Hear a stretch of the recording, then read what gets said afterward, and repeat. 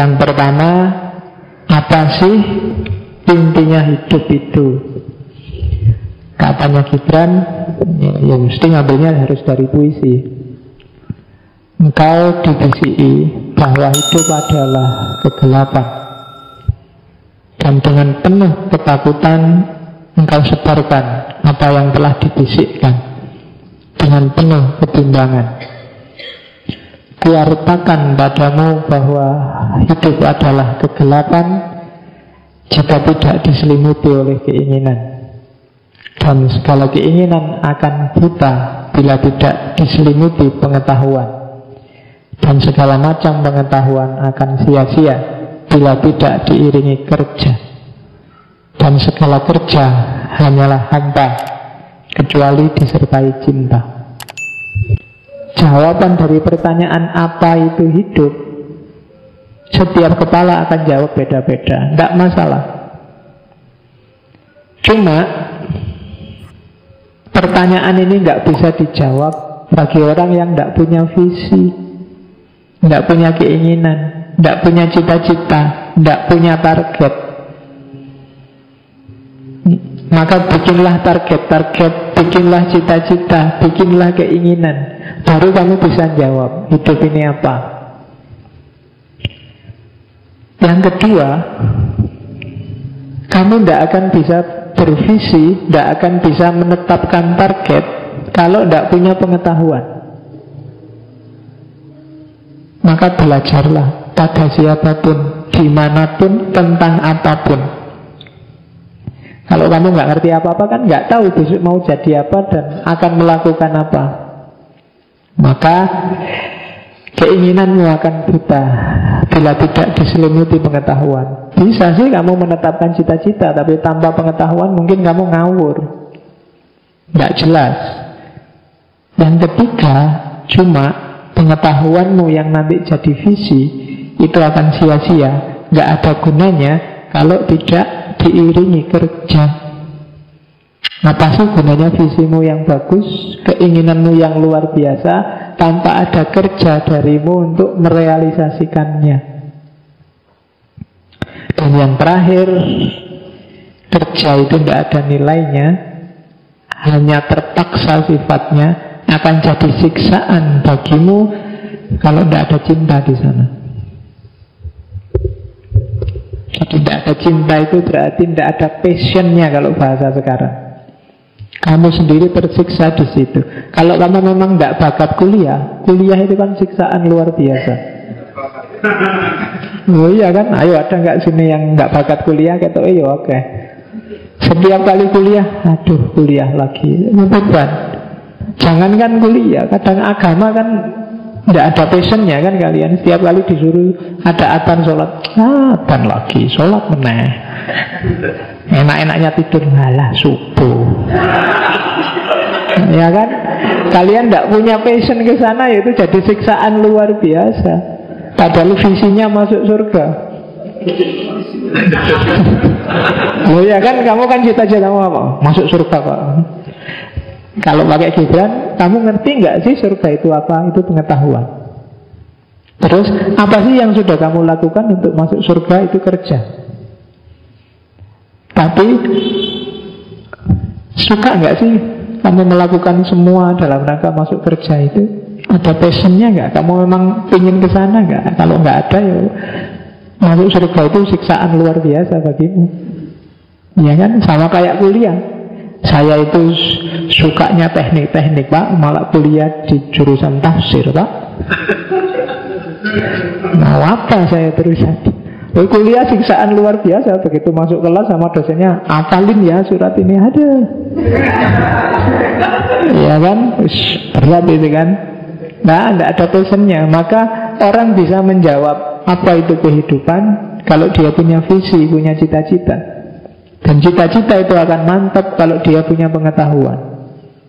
Dan cita-cita itu akan tidak sia-sia kalau juga diiringi kerja.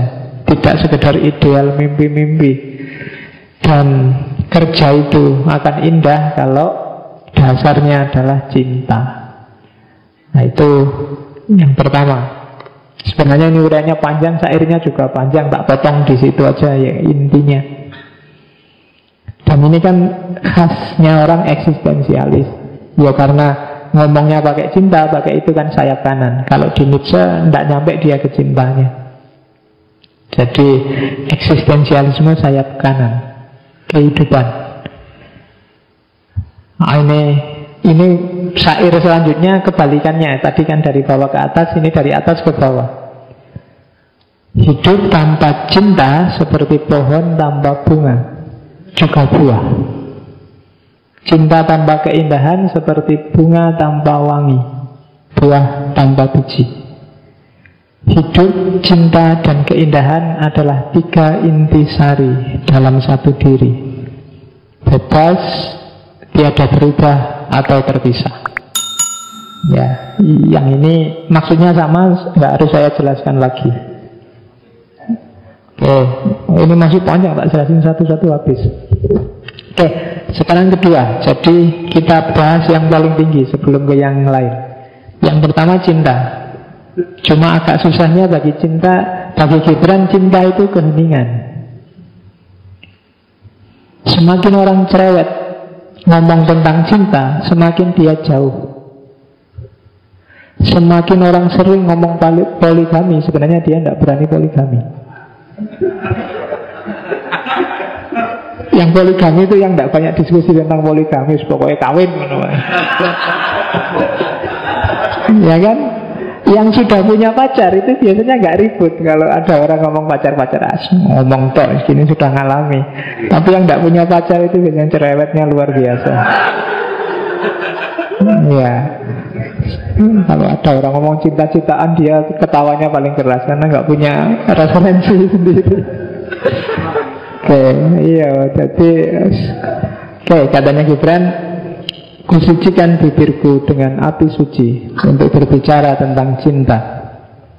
Tetapi saat ku buka bibirku untuk bicara, ku dapati diriku diam membisu. Aku biasa menendangkan lagu cinta sebelum aku memahaminya. Tetapi ketika aku mengerti, segala kata dari mulutku jadi tak bernilai. Dan nada-nada cinta dalam dada jatuh dalam keheningan yang luruh. Jadi cinta itu kayak pedes, kayak pahit, kayak manis. Semakin panjang penjelasannya, semakin tidak pas menggambarkan realitasnya. Cara paling gampang untuk memahaminya bukan dijelaskan, tapi dirasakan langsung.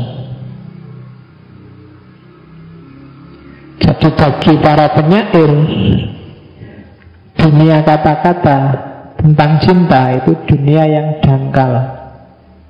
Semakin tebal buku yang menjelaskan tentang cinta, semakin dia dangkal. Karena dia harus memaksa dunia keheningan menjadi dunia keramaian. Terus tidak usah dijelaskan neko-neko, praktek aja langsung. Iyalah. Ya, kalau saya ngomong praktek cinta, bukan kok terus hanya pacaran saja. Kan banyak. Bahkan setiap apapun yang ada di sekelilingmu, pakailah relasi tertinggi yang namanya cinta. Hidupmu akan indah. Coba aja. Selama ini semua kegalauanmu karena kamu ngasih nama relasi yang macam-macam. Kalau sama ini teman, kalau sama ini musuh, kalau sama teh ini pemberian gratis, kalau sama relasi ini macam-macam. Tapi gantilah semua relasi dengan cinta. Itu akan enak hidupmu demi dirimu sendiri. Dan gak usah dibahas kayak gimana ya Pak, cinta sama teh itu kayak gimana. Kamu bisa sendiri pasti. Cinta itu keheningan. Jangan cerewet, dipraktekkan aja langsung. Yang kedua, satu-satunya yang harus kamu lakukan dalam cinta, tidak banyak sebenarnya, hanya satu yang perlu kamu lakukan, pasrah. Ini kan puisinya yang paling terkenal itu kan, kalian pasti pernah dengar puisi ini. Apabila cinta memanggilmu, ikutilah dia. Walau terjal berliku-liku jalannya. Apabila sayapnya merangkulmu, pasrahlah serta menyerahlah. Walau pedang yang tersembunyi di balik sayap itu membuatmu terluka. Jika dia bicara padamu, percayalah. Walau ucapannya membuyarkan mimpimu, bagai angin utara yang menghancurkan taman bunga. Sebab sebagaimana cinta memahkotaimu, demikian pula dia menyalibmu. Demi pertumbuhanmu juga pemangkasanmu. Jadi satu-satunya yang harus kamu lakukan dalam hidupmu, dalam cinta, hanya pasrah. Jadi pasrah itu berarti kamu tidak mundur dari cinta apapun yang terjadi, apapun yang dilakukan oleh cintamu. Senang, susah, sumpek, sedih, kecewa, tetap maju terus dalam cinta. Kenapa? Nanti ada dimensi yang lain, cinta menyucikanmu. Jadi sebagaimana dia memahkotaimu, demikian juga dia menyalibmu. Kalau cinta bikin susah, itu bukan karena memang dia hakikatnya sendiri susah, tapi itu seperti bunga mawar yang harus dipangkas dirinya. Dipangkas itu sakit. Itu seperti, mungkin ada yang kemarin WA yang menyebar itu kan, tentang cangkir. Bagaimana tanah yang jeleknya luar biasa, tanah lempung, ketika dia pasrah untuk dipukuli, ketika dia pasrah dibentuk, pasrah dibakar, pasrah digerinda, tanah lempung yang jeleknya luar biasa akhirnya jadi cangkir yang indah. Itu karena pasrah. Maka dalam cinta pasrahlah. Jangan banyak komplain, jangan banyak menuntut. Nah itu katanya Gibran, kepasrahan. Dan ini beratnya luar biasa. Kamu boleh bilang, tidak manusiawi itu Pak, ya kan? Ya monggo aja. Mana yang manusiawi, mana yang enggak. Kalau di Gibran pembuktiannya pakai hati nurani. Oke, itu kayak orang tua sama anak kecil itu. Ibu sama anak kan relasinya cinta. Dan itu kalau anak itu pasrah saja apa maunya orang tua, dia lebih selamat. Karena dia belum paham hidup ini. Anak kecil, ya kan? Kadang sama ibunya dijewer, kadang sama ibunya dimarahi, kadang dikunci dalam kamar biar kamu kapok. Itu kan sebagaimana dia memahkotaimu, demikian pula dia menyalibmu. Tapi bukan karena untuk menyiksa, demi pertumbuhanmu juga pemangkasanmu. Kalau enggak mungkin bahaya. Anak ini harus perlu dididik. Jadi yang kedua cinta itu kepasrahan. Yang ketiga, meskipun kamu pasrah, sadarilah bahwa setiap hal, setiap diri punya kebebasannya masing-masing. Saling bercintalah, namun jangan membuat belenggu dari cinta. Biarkan cinta seperti air yang lincah menjelajah di antara pantai dua jiwa. Saling isilah gelas minumanmu, tapi jangan minum dari gelas yang sama. Saling bagilah rotimu, tapi jangan makan dari piring yang sama. Bernyanyi, menarilah bersama dan bersukacitalah. Hanya biarkan masing-masing dalam ketunggalannya.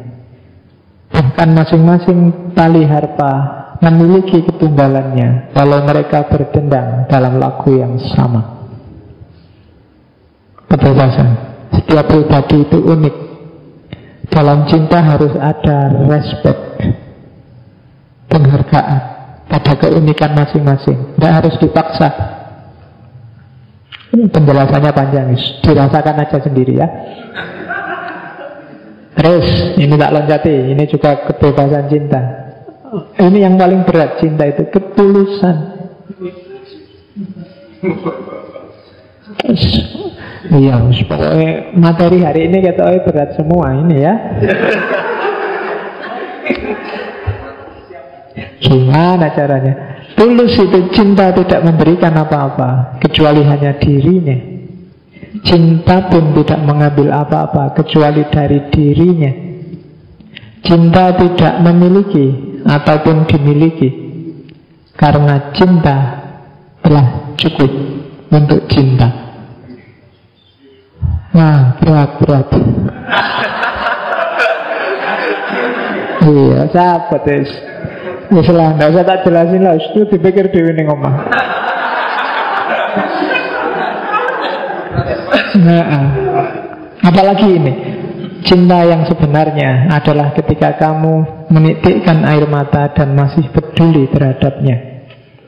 Adalah ketika dia tidak mempedulikanmu dan kamu masih menunggunya dengan setia. Adalah ketika dia mulai mencintai orang lain dan kamu masih bisa tersenyum dan berkata, aku turut berbahagia.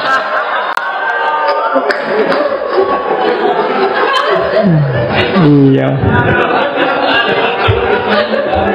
Ya, sabot aku.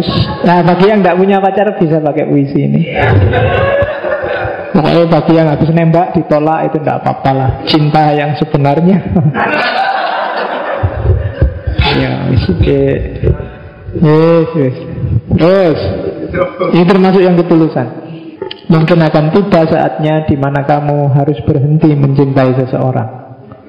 Bukan karena orang itu berhenti mencintai kita, melainkan karena kita sadar bahwa orang itu akan lebih bahagia apabila kita melepaskannya. Iya. Cinta hanya mengajarkan aku untuk melindungimu, bahkan dari diriku. Adalah cinta yang bebas dari api, itu maksudnya dari nafsu, yang menahanku dari mengikutimu pergi ke tempat yang jauh. Cinta membunuh hasratku sehingga engkau bisa hidup dengan bebas dan benar.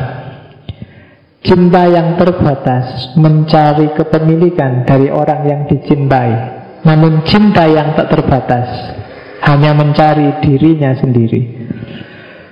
Jomblo. Ya, iyalah, enggak apa-apa lah. Kamu pinjam aja nanti kalau kamu nembak ditolak itu. Cinta hanya mengajarkanku untuk melindungi bahkan dari diriku sendiri. Tenang aja, aman pokoknya kamu. Nah, kadangkala orang yang paling mencintaimu adalah orang yang tak pernah menyatakan cinta kepadamu, karena takut engkau berpaling dan menjauh. Lalu bila suatu saat ia pergi, kau akan menyadari bahwa dia adalah cinta yang tak kau sadari. Yes.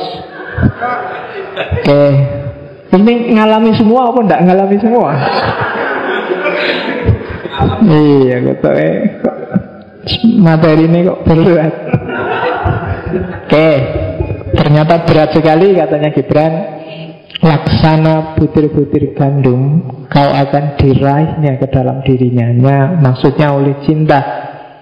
Ditumbuk-tumbuknya engkau sampai polos, telanjang. Diketamnya dirimu sampai terbebas dari kulitmu. Digosoknya tubuhmu sampai putih bersih. Diremas-remasnya dirimu sehingga mudah dibentuk. Dan akhirnya diantarkannya dirimu kepada api suci, laksana roti yang dipersembahkan pada pesta kudus Tuhan. Jadi kalau kalian menjalani laku makom yang namanya cinta tadi, itu sebenarnya semacam penyucian, membersihkan dirimu sendiri, nggak ada hubungannya sama pasanganmu, melatih kualitas moralmu. Puncaknya ajaran agama itu ikhlas, puncaknya cinta pada ketulusan. Dan itu memang berat, pahit, perih, tapi hasilnya bagus, penyucian. Bikin kamu jadi bersih. Orang ikhlas itu kan ya tidak ada hubungannya dengan berapa harta yang dia miliki, berapa reward yang dia dapat. Tapi satu-satunya yang dia dapat adalah kejernihan batin. Hidup yang tanpa pamrih, tanpa negosiasi. Dan ini memang beratnya di situ. Bukan waktu kamu nembak ditolaknya, tapi batinmu yang terasa. Yang kamu sudah ditolak aja masih bisa tulus, bisa mencintai, bisa berkorban untuk dia. Itu kan luar biasa. Dan ketika kamu terlatih kayak gini, relasi apapun, ketika labelnya adalah cinta, akan terasa ringan. Dan kamu akan mencapai, yaitu saya sebut tadi makom kalau di sufi. Dan ini makom tertinggi, agak susah. Jadi seolah-olah kamu yang bertahan, seolah-olah kamu yang dikorbankan dalam cinta, tapi korban adalah penyucian. Tidak ada yang pernah menerjemahkan korban itu sebuah kekalahan, tapi dirimu sendiri. Kayak tadi, kayak tanah yang berubah jadi keramik. Selama dia masih tanah masih kotor, tapi setelah dibanting-banting, setelah diputer-puter, bahkan setelah dibakar, baru dia jadi keramik yang mahal dan berharga. Itulah cinta.